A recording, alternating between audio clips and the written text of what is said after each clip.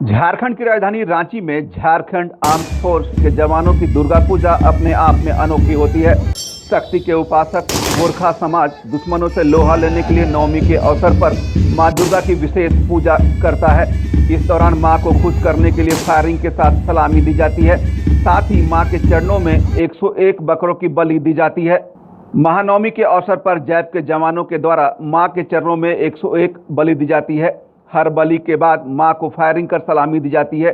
इस बटालियन में बलि और हथियारों की पूजा का अपना एक खास महत्व होता है। महानवमी के दिन गोरखा जवान अपने हथियार मां दुर्गा के चरणों में रखकर पूजा करते हैं। हमारे यहाँ जयपुर में ये प्रथा 1880 से चली आ रही है। यहाँ कलश स्थापना करके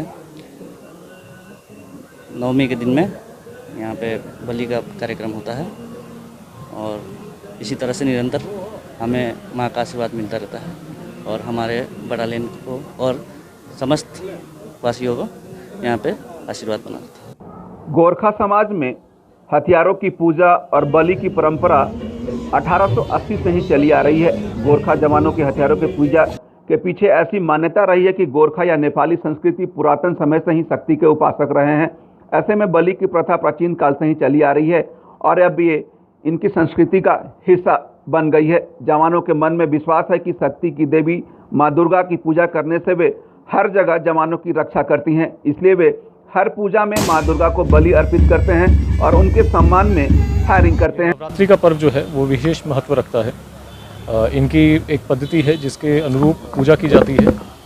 नवमी के दिन अष्टमी और नवमी की रात्रि को बलि का भी यहाँ पे सिद्धांत है। उसके अलावा जो चूँकि ये घोर नक्सल प्रभावित क्षेत्रों में तैनात हैं, जैप के जितने भी जैप वन के जो कंपनीज़ हैं, तो यहाँ पे अस्त्र शस्त्र पूजा भी होती है। और नवमी के दिन जैसा कि आपने देखा, जो सलामी पार्टी है वो पूजा के समय में एक सलामी भी देती है और बैंड पार्टी का भी यहाँ पे प्रदर्शन।